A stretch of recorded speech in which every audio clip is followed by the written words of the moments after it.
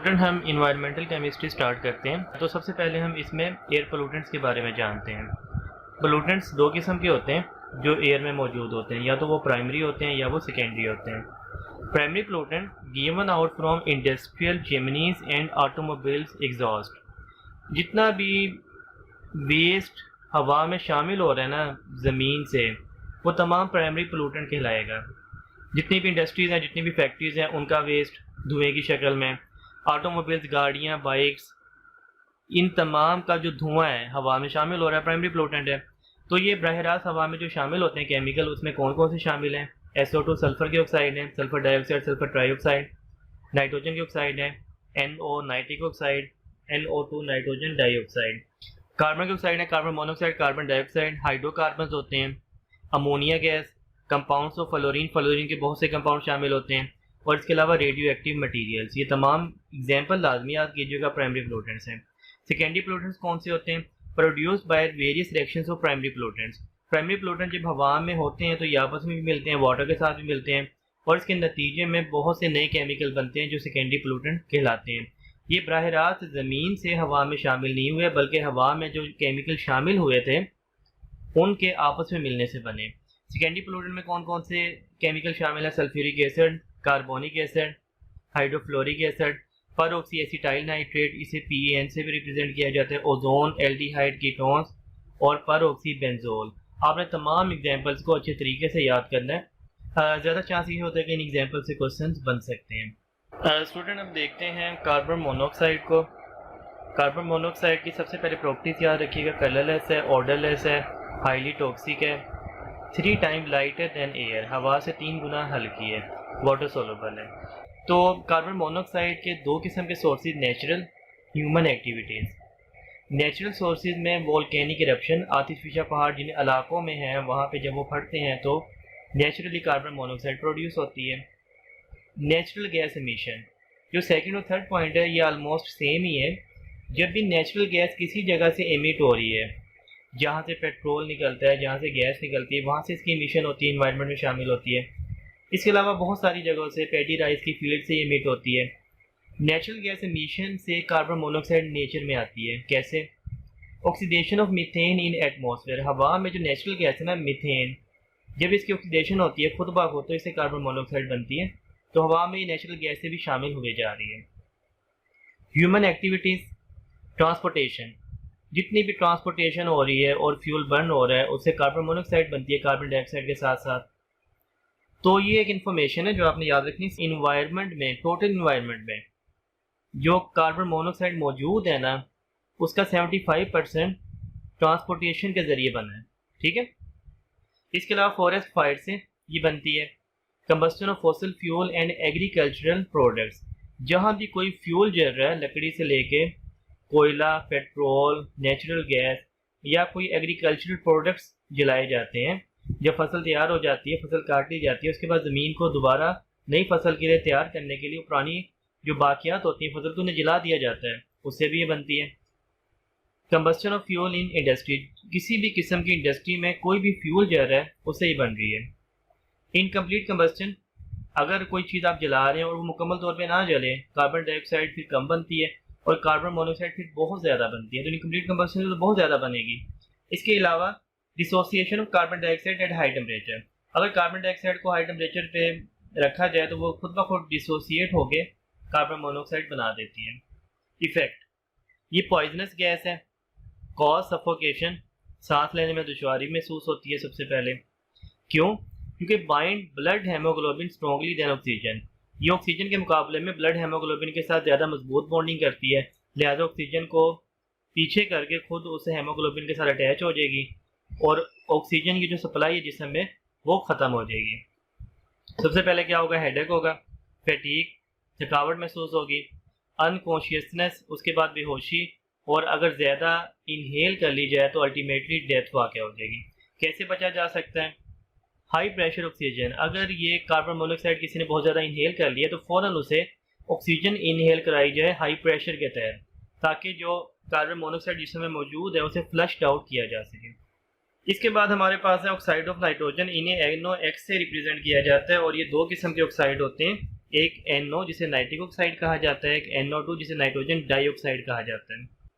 Naturally bacterial reaction, कोई भी चीज़ जो डिकम्पोज हो रही है बैक्टीरियल रिएक्शन से, उससे नाइट्रोजन के ऑक्साइड बनते हैं, खासकर NO ज़्यादा बनता है। इसके अलावा ये जो ह्यूमन एक्टिविटीज से बन रहे हैं, कौन कौन से, कंबस्शन ऑफ फॉसिल फ्यूल, जितना भी फ्यूल जल रहा है उससे ये नाइट्रोजन के ऑक्साइड बनते ही बनते हैं। इसके अलावा फ्यूल जलने के अलावा कोई भी फ्यूल आप ले लें, उससे ये नाइट्रोजन के ऑक्साइड बनते हैं। फ्यूल में जो नाइट्रोजन के कंपाउंड होते हैं उनकी ऑक्सीडेशन होती है और उसके नतीजे में ये बन जाते हैं। Burning of fuel in internal combustion engine, जब इंटरनल कंबस्शन इंजन में फ्यूल जल रहा है तो फ्यूल से तो बन ही रहे हैं, उसके अलावा क्या होता है, फ्यूल के जलने से जो हीट प्रोड्यूस होती है उसके नतीजे में जो एयर में नाइट्रोजन मौजूद है 78%, ये एयर में मौजूद ऑक्सीजन के साथ मिल के नाइट्रिक ऑक्साइड बना देती है। ठीक है, हाई टेम्परेचर पे। ये हाई टेम्परेचर कहाँ से मिला, ये फ्यूल के जलने से मिला। तो फ्यूल के अंदर से भी बन रहे हैं, फ्यूल के हीट से भी बन जाते हैं। ये जो NO बनता है इसका इन्वायरमेंट में रेजिडेंस टाइम 4 डेज है, 4 दिन तकरीबन ये कायम रहता है। ये बहुत अहम चीज़ है, ऑब्जेक्टिव बन सकता है। 4 दिन के बाद ये हवा की ऑक्सीडेशन इसकी होती है मज़ीद, और ये नाइट्रोजन डाइऑक्साइड बना देता है। नाइट्रोजन डाइऑक्साइड का रेजिडेंस टाइम है 3 डेज। ये दोनों ऑक्साइड जब हवा में मौजूद रहते हैं, बनते रहते हैं और फिर आगे ख़त्म होते जाते हैं। जब ये ख़त्म होते हैं, मतलब 4 दिन बाद या 3 दिन बाद, तो किस में कन्वर्ट होते हैं, ये दोनों ऑक्साइड वाटर के साथ मिलकर नाइट्रिक एसिड बना देते हैं, जो कि एसिड रेन की शक्ल में नीचे आ जाता है। स्टूडेंट इसमें देखते हैं ऑक्साइड ऑफ सल्फ़र, SOX से इन्हें रिप्रेजेंट किया जाता है। ये 2 किस्म के होते हैं, आप ये X की जगह 2 भी लगा सकते हैं, सल्फ़र डाइऑक्साइड, और X की जगह 3 भी लगा सकते हैं, सल्फ़र ट्राइऑक्साइड। तो इनके सोर्सेज क्या हैं, नेचुरली ये वोल्केनो से 67% बनता है, ये नेचुरल का 67% वोल्केनो से बनता है। इसके अलावा डिकम्पोजिशन ऑफ ऑर्गेनिक मैटर, जो ऑर्गेनिक मैटर डिकम्पोज होता है, मतलब जितने भी कोई फ्रूट, सब्जियां या कोई जानदार बनने के बाद डिकम्पोज होते हैं, उससे भी 33% बनता है। तो ये नेचुरल का 67% वोल्केनो से, और बाकी जो 33% है डिकम्पोजिशन ऑफ ऑर्गेनिक मैटर से। ह्यूमन एक्टिविटीज से कि सल्फ़र के जो ऑक्साइड हैं वो कंबस्टन ऑफ कोल से बहुत ज़्यादा बनते हैं, क्योंकि कोल में 1 से 9% सल्फ़र मौजूद होता है, और जब सल्फ़र मौजूद होगा तो जब वो जलेगा कोल तो सल्फ़र से सल्फ़र डाइऑक्साइड और फिर सल्फ़र ट्राइऑक्साइड बन जाएगा। इसके अलावा crude oil and other fossil fuel, crude oil और तमाम जो फॉसल फ्यूल हैं उनके जलने से भी ये सल्फ़र के ऑक्साइड बनते हैं। कहाँ कहाँ पे फॉसल फ्यूल ज़्यादा जलते हैं, पावर प्लांट्स में या पेट्रोलियम इंडस्ट्रीज़ में। तो ट्रांसपोर्टेशन में आजकल जो फ्यूल यूज़ हो रहा है ना, वो कोशिश की जाती है कि सल्फ़र फ्री हो। तो अच्छी क्वालिटी का जो फ्यूल होता है जैसे पेट्रोल है या डीजल है, वो सल्फ़र फ्री होता है। तो फिर ये जो सल्फ़र की ऑक्साइड है ये ट्रांसपोर्टेशन वाले फ्यूल से कम बनेंगे। फिर ये कौन से फ्यूल से बनेंगे, वो फ्यूल जो यूज़ हो रहा है पावर प्लांट्स में और पेट्रोलियम इंडस्ट्री में, वहाँ पे इस चीज़ का ख्याल नहीं रखा जाता। पावर प्लांट और पेट्रोलियम इंडस्ट्री में जो फ्यूल यूज़ करना है वो सल्फ़र फ्री हो। सबसे पहले फ्यूल के जलने से सल्फ़र डाइऑक्साइड बनेगा SO2, फिर SO2 की ऑक्सीडेशन से सल्फ़र ट्राइऑक्साइड बन जाएगा। ये दोनों सल्फ़र के ऑक्साइड पंजेंट ऑर्डर रखते हैं, ये इरिटेंट हैं और सफोकेटिंग है, दोनों में प्रोपर्टीज़ हैं। सल्फ़र के ऑक्साइड जब हवा में मौजूद रहते हैं तो डिफरेंट रिएक्शन के नतीजे में सल्फेट एरोसोल्स बनाते हैं। एरोसोल्स असल में सॉलिड या लिक्विड के बहुत फाइन पार्टिकल्स होते हैं जो कि हवा में सस्पेंड हो जाते हैं। तो ये हवा में शामिल रहते हैं सॉलिड पार्टिकल की शक्ल में या लिक्विड पार्टिकल की शक्ल में, और फिर रेस्पिरेटरी प्रॉब्लम का बायस बनता है, खासकर बूढ़े लोगों में। इसके अलावा जो SO2 है ना, SO2 जब बन जाता है तो ये वाटर के साथ मिलकर ना सल्फ्यूरिक एसिड भी बनाता है। तो ये एसिड रेन का या एसिड डिपोजिशन का एक बहुत बड़ा सोर्स है सल्फर डाइऑक्साइड। हाइड्रोकार्बन, हाइड्रोकार्बन में सबसे ज़्यादा हम मीथेन को डिस्कस करेंगे क्योंकि वही सबसे ज़्यादा इन्वायरमेंट में मौजूद होता है, CH4। ये नेचुरल तरीके से भी बनते हैं और ह्यूमन एक्टिविटी से भी ये बनते हैं। Emitted by trees and plants, तो नेचुरली बहुत से ट्रीज और प्लांट इसे एमिट कर रहे हैं, specially paddy rice. Paddy rice तो बहुत ज़्यादा मीथेन प्रोड्यूस करता है, तो इस पर तो इंसान का कंट्रोल नहीं है। इसके अलावा anaerobic decomposition of organic matter, जितना भी ऑर्गेनिक मैटर डिकम्पोज होता है उससे भी ये बनता है। फॉर एग्जांपल ये एल्डिहाइड है। एल्डिहाइड बहुत तमाम जानदारों में मौजूद है ग्लूकोज की शक्ल में। एल्डिहाइड की जब एनाएरोबिक डिकम्पोजिशन होती है तो देखें ये CO इस O के साथ मिलकर CO2 बना देगा। बाकी देखें क्या बचा, CH2 और ये H2 CH4 बना देगा। तो दो एल्डिहाइड CH4 और CO2 में कन्वर्ट हो जाते हैं। CH4 का इन्वायरमेंट में जो रेजिडेंस टाइम है वो 3 to 7 ईयर्स है। 3 से 7 साल तक ये हवा में मौजूद रह सकती है। इसके अलावा जो ह्यूमन एक्टिविटीज़ से प्रोड्यूस हो रहा है, ये जो ऑटोमोबाइल में फॉसिल फ्यूल जल रहा है, किसी भी किस्म का फॉसिल फ्यूल जब जलता है तो कुछ फ्यूल अनबर्नड रह जाता है। तो अनबर्नड फ्यूल में हाइड्रोकार्बन्स ही होते हैं ना। इसके अलावा जो इंसाइनरेटर्स हैं, जहाँ पे कूड़ा करकट को जलाया जाता है, इंसाइनरेशन के अमल में हाइड्रोकार्बन प्रोड्यूस होते हैं। रिफ्यूज़ बर्निंग कहा जाता है इनकम्प्लीट बर्निंग को, कि मतलब कूड़ा बहुत ज़्यादा इकट्ठा किया या प्लास्टिक वगैरह इकट्ठी की और उसे आग लगा दी, जैसे गली मोहल्लों में होता है कूड़े को आग लगा दी जाती है, ये रिफ्यूज़ बर्निंग कहलाती है। इससे बहुत ज़्यादा हाइड्रोकार्बन प्रोड्यूस हो रहा है। इसके अलावा सोलवेंट इवेपोरेटर्स, जहाँ पे सोलवेंट को, ऐसे सोलवेंट जिनमें हाइड्रोकार्बन होते हैं, इवेपोरेट किया जाता है किसी लेबॉर्ट्री में या पेट्रोलियम इंडस्ट्री में, वहाँ पे बहुत ज़्यादा ये हवा में हाइड्रोकार्बन शामिल हो जाते हैं। आइए स्टूडेंट अब एसिड रेन डिस्कस करते हैं। तो एसिड रेन को एसिड डिपोजिशन भी कहा जाता है, एसिड प्रेसिपिटेशन भी कहा जाता है। असल में ये रेन है या प्रेसिपिटेशन है which is more acidic than natural rain. आम रेन के मुकाबले में बस क्या है, ज़्यादा एसिडिक है। तो रेन दो किस्म की हुआ करती है, नेचुरल रेन जिसे अनपोल्यूटेड रेन भी कहा जाता है। तो अनपोल्यूटेड या जो नेचुरल रेन है ये भी आम पानी नहीं होता जिसकी pH 7 हो, न्यूट्रल ये भी नहीं होता, क्योंकि हवा में कार्बन डाइऑक्साइड हर सूरत में मौजूद है और कार्बन डाइऑक्साइड बारिश के पानी के साथ मिलके H2CO3 कार्बोनिक एसिड बनाती है, जिसकी वजह से ये जो नेचुरल या अनपोल्यूटेड रेन है इसकी pH 5.6 होती है। ये भी एसिडिक है। लेकिन एसिड रेन क्या होगी? एसिड रेन वो रेन होगी जिसकी pH लेस दैन 5 से भी कम हो जाए।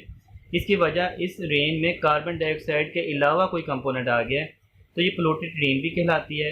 इस रेन में भी कार्बन डाइऑक्साइड मौजूद होती है कार्बोनिक एसिड की शक्ल में, ठीक है, क्योंकि हवा में कार्बन डाइऑक्साइड मौजूद है। लेकिन इसके अलावा हवा में जो सल्फर की ऑक्साइड है SO2, ये ऑक्सीजन के साथ मिलकर SO3 बनाता है, जो वाटर के साथ मिलकर H2SO4 बना लेता है।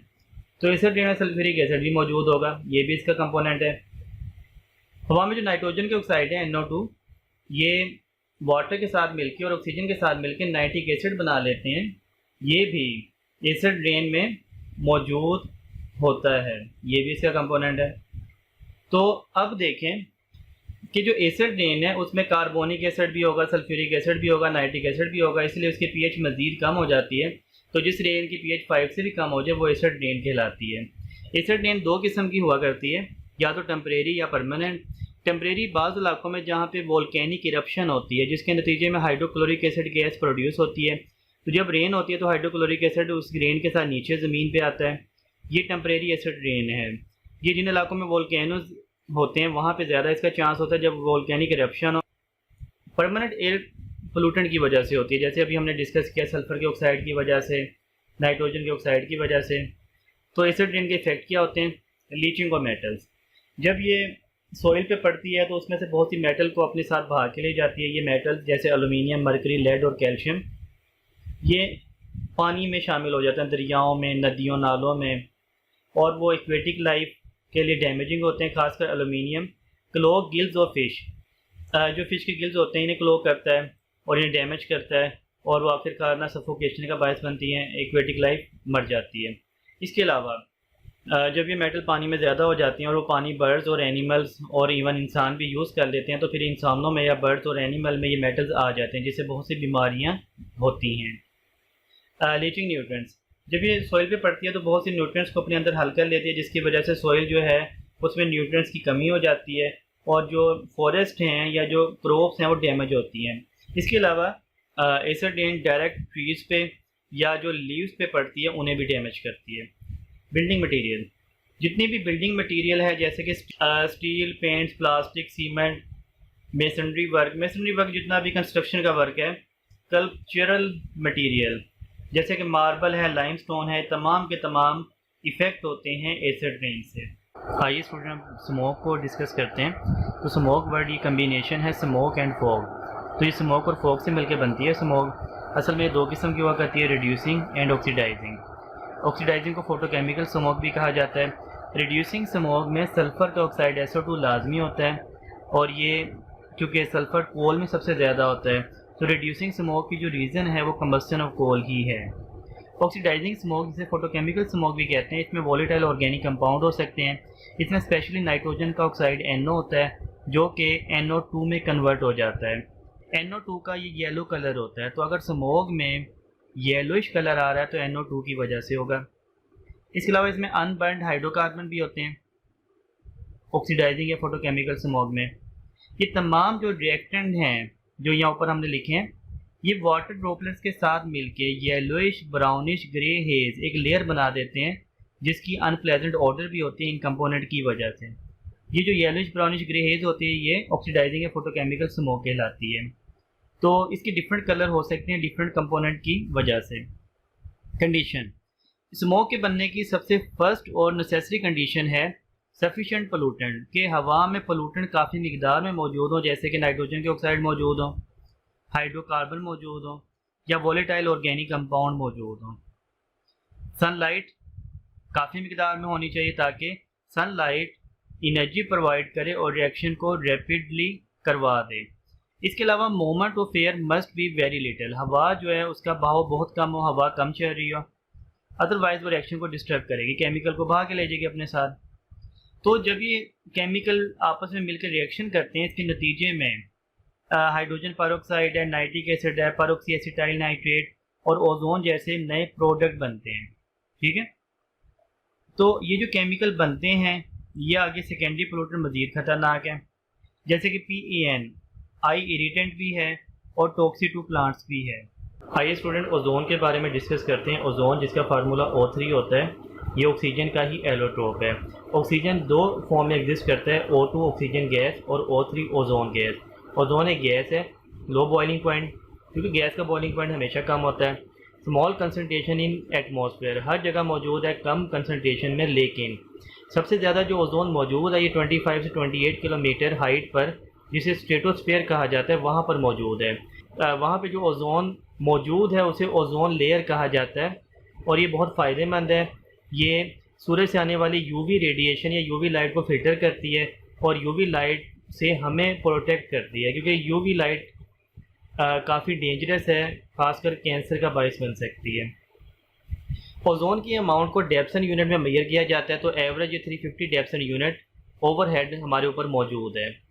Production, ozone photochemical reaction of oxygen से बनती है ट्रॉपिकल रीजन में। होता ये है कि जब ऑक्सीजन पर सनलाइट पड़ती है तो ऑक्सीजन का मॉलिक्यूल ऑक्सीजन एटम में ब्रेक हो जाता है। ये ऑक्सीजन के एटम फिर ऑक्सीजन मॉलिक्यूल के साथ मिलकर ओजोन मॉलिक्यूल बना देते हैं। तो ट्रॉपिकल रीजन में ये बन रही है और ट्रांसपोर्ट हो जाती है पोलर रीजन में। ठीक है, ओजोन लेस अमाउंट में मौजूद है क्लोजर टू इक्वेटर, इक्वेटर के पास वाले जो एरिया है वहाँ पे कम होती है और बाकी एरिया में थोड़ी सी ज़्यादा होती है। एज पोलूटेंट, ओजोन का नुकसान क्या है?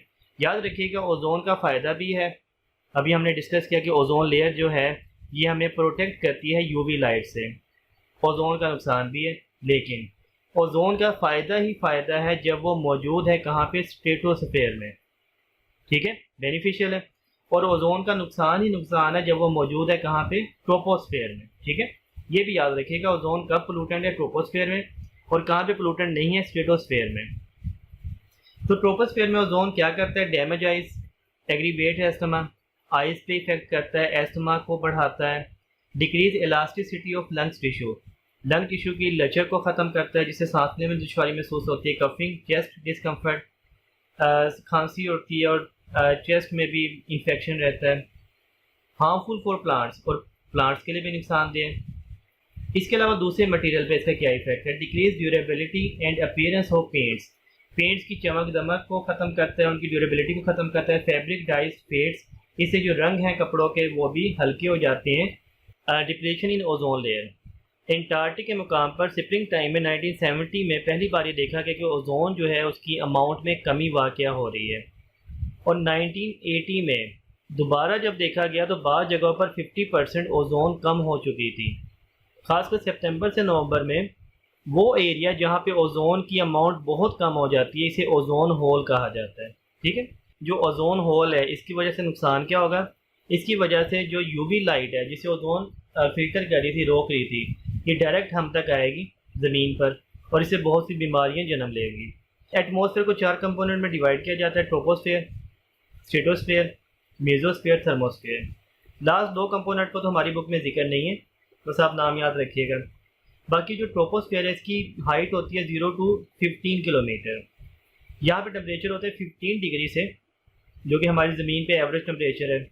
जब आप ऊपर जाएँ 15 किलोमीटर तक तो ये नियर अबाउट -56 डिग्री हो जाता है, ठंडक हो जाती है बहुत ज़्यादा, क्योंकि ज़मीन के करीब ना ये एटमॉस्फेरिक गैसेज होती हैं, कार्बन डाइऑक्साइड, वाटर के वेपर्स, ये टेम्परेचर को मेंटेन रखते हैं। लेकिन जैसे जैसे आप बुलंदी पे जाते हैं एटमॉस्फेरिक गैसेज कम हो जाती हैं, लिहाजा टेम्परेचर भी कम हो जाता है। स्ट्रेटोस्फेयर दूसरा एटमॉस्फेयर का कंपोनेंट है, ये 15 से 40 किलोमीटर होता है इसकी हाइट, और यहाँ पर टेम्परेचर दोबारा बढ़ता है, -56 डिग्री से -2 डिग्री तक बढ़ जाता है। यहाँ पर टेम्परेचर के बढ़ने की वजह ओजोन का आना है, क्योंकि ओजोन जो है यूवी लाइट को जज़ब करती है और लाइट को जज़ब करने से टेम्परेचर को बढ़ा देती है। देखते हैं role of chlorofluorocarbon in destroying ozone. तो क्लोरोफ्लोरोकार्बन आपने पहले भी इनके यूजेस देखे हैं, ये रेफ्रिजरेंट हैं, एसी में यूज़ होते हैं, ये एरोसोल स्प्रे के तौर पे यूज़ होते हैं, ये इनर्ट केमिकल होते हैं ट्रोपोस्फेयर में। ट्रोपोस्फेयर में तो इनका कोई नुकसान नहीं है, लेकिन ये किसी हद तक स्ट्रेटोस्फेयर में डिफ्यूज़ कर जाते हैं। अब जब ये स्ट्रेटोस्फेयर में आ जाते हैं तो स्ट्रेटोस्फेयर में यूवी लाइट एब्जॉर्ब हो रही है, यूवी लाइट इन्हें तोड़ देती है।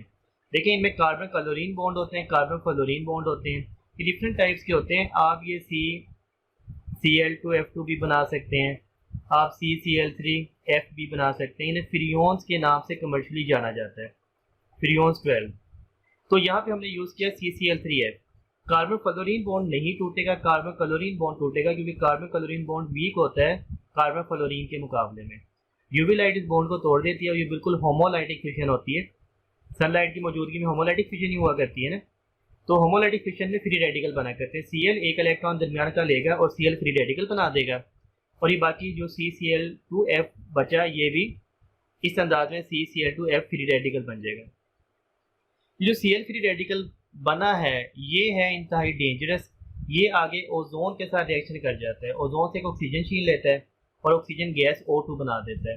ये जो OCl फ्री रेडिकल बना है ये भी डिकम्पोज हो जाता है, इससे O अलहदा हो जाता है, Cl अलहदा हो जाता है। ये O तो आपस में मिलके डिफरेंट O बनेंगे, आपस में मिलके O2 बना लेते हैं। यहाँ भी ऑक्सीजन बन गई, यहाँ भी ऑक्सीजन बन गई। लेकिन देखिए सबसे जो डेंजरस बात है, Cl फ्री रेडिकल ने ओजोन को तोड़ा और ये Cl फ्री रेडिकल यहाँ पे दोबारा रीजनरेट हो गया। ये Cl फ्री रेडिकल रिसाइकल हो गया एक तरह का, ये दोबारा ओजोन को तोड़ेगा, फिर बन जाएगा, फिर ओजोन को तोड़ेगा, फिर बन जाएगा। तो बाकी आप देखें किसी भी रिएक्शन में ओजोन दोबारा नहीं बनी, ऑक्सीजन गैस तो बन गई लेकिन ओजोन नहीं बनी। अब क्या होगा, एक अकेला Cl free radical 1 lakh ozone molecule break कर सकता है। इसलिए ये जो क्लोरोफ्लोरोकार्बन है Cl फ्री रेडिकल बन रहे हैं और ये बहुत ज़्यादा ओजोन को डैमेज कर रहे हैं।